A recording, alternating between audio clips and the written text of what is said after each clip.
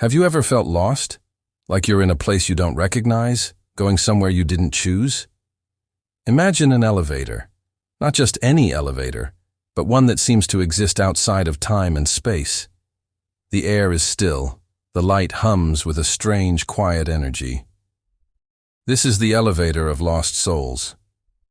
But don't worry. It's not as scary as it sounds. In fact, it might be the most important ride of your life. The doors slide open, and a young man in a sharp suit steps in. He's clutching a briefcase, his eyes darting around as if he's late for a meeting he can't remember. He glances at the button panel, but there are no numbers, only strange symbols. He asks, "Which floor is the boardroom?" I just smile and say, "Which one do you need?" He looks confused. He spent his whole life climbing a ladder someone else built, chasing a definition of success that was never his own. He's a lost soul because he forgot to ask himself what he truly wanted. The elevator doesn't go up or down based on a button press. It moves when you understand your destination. The doors open again. A woman with paint-stained hands and a sad, beautiful face gets on. She was a brilliant artist, but someone once told her that art couldn't pay the bills, so she stopped. She packed away her canvases and traded her passion for a steady paycheck. She looks at her hands, clean and manicured now, and a single tear rolls down her cheek. She's lost because she let someone else's fear become her reality. The elevator is a space for her to remember the vibrant colors she left behind, to feel the phantom weight of a brush in her hand. Each person who enters this elevator shares a similar story. The athlete who quit after one failure, the writer whose manuscript gathers dust in a drawer, the traveler who never bought the ticket. They're not here because of some grand mistake or cosmic punishment. They're here because they stopped listening to that quiet, persistent voice inside, the one that whispers their true north. They got lost in the noise of expectations, doubt, and the simple, grinding routine of day-to-day life. This elevator isn't a destination, it's a reflection. The mirrored walls don't just show your face. They show the paths you didn't take, the dreams you deferred. It's a quiet, neutral space where the excuses fall away. There's no one to blame, no one to impress. There's only you and a single silent question. Where do you want to go? It's a terrifying question because it comes with absolute freedom. For the first time, maybe ever, the choice is entirely yours. As the businessman stands there, his tie suddenly feels too tight. He loosens it. He remembers being a kid, building incredible things with Legos, dreaming of being an architect. The artist looks at her hands and remembers the joy of mixing colors, the thrill of creating something from nothing. They start to talk, not about their jobs or their regrets, but about those forgotten passions. A spark ignites in their eyes. The elevator doesn't offer a magical solution. It doesn't teleport them to a new life. It simply gives them a moment of clarity, a moment to stop, to breathe, and to remember who they were before the world told them who they should be. The doors open to a floor that looks exactly like the one they left, but it's different. The air feels lighter. The businessman doesn't head for the office. He walks towards the park, a blueprint for a Lego castle forming in his mind. The artist walks into an art supply store, her heart pounding with a familiar long-lost excitement. They haven't arrived at some perfect destination.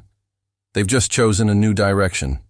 They've taken the first step on a path that is truly their own. So what is this elevator of lost souls? It's that moment of crisis, that quiet Sunday afternoon, that long drive alone when the big questions surface. It is the space we enter when we realize the map we've been following is leading us nowhere we want to be. It's a chance to recalibrate our inner compass. We've all been in that elevator at some point. The key isn't to be afraid of it or to rush to get out. The key is to use the time inside to honestly answer that one simple, powerful question. Maybe you're in that elevator right now. Maybe you feel a bit lost, a bit disconnected from your own life. That's okay. It's not an ending. It's a turning point. Take a look in the mirror. What dreams did you pack away? What passions did you silence? The doors are opening. You don't need to know the final destination. You just need to choose the next step. A step that feels right, a step that feels like you. The journey to being found starts right there. Thank you so much for joining me on this little thought experiment today. If this resonated with you, I'd be so grateful if you'd like this video and subscribe to the channel for more content that explores the deeper questions of life. What's a dream you've put on hold? Let me know in the comments below. Take care, and remember to check which elevator you're stepping into. After the hotel was condemned, the elevator was left to rust on the 13th floor, its brass doors sealed shut. Staff who had worked there whispered stories of its last trip, how it had ascended with a lone businessman and never came back down. They said on quiet nights, you could still hear the faint chime of a bell from behind the sealed entrance, like it was arriving over and over again. Then a group of urban explorers broke in. They were drawn by the legends, the countless online forums dedicated to the 13th floor phantom. They wanted to be the first to capture proof. Armed with crowbars and high-definition cameras, they pried open the doors, revealing the dark, silent cab. For the first hour, it was just an empty box. No cold spots, no strange noises. They broadcasted their exploration live, laughing at the comments about curses and lost souls. But as they were packing up, one of their EMF meters, placed in the center of the elevator floor, began to scream. The needle spiked violently, then fell silent. They reviewed the footage later that night, huddled around a laptop screen. As they replayed the moment the meter went off, they saw it. Reflected in the polished brass panel at the back of the cab, for just a fraction of a second, the image of a man appeared. He was gaunt, dressed in an old-fashioned suit, his face contorted in a silent scream. From that night on, their lives unraveled. They were plagued by nightmares of falling, the constant phantom sound of an elevator bell, and a chilling sense of being watched. One by one, they became withdrawn, paranoid, refusing to enter any enclosed spaces. The leader of the group, a skeptic named Leo, grew obsessed. He believed the man in the reflection was trying to tell him something. He returned to the hotel alone, placing a digital voice recorder inside the elevator.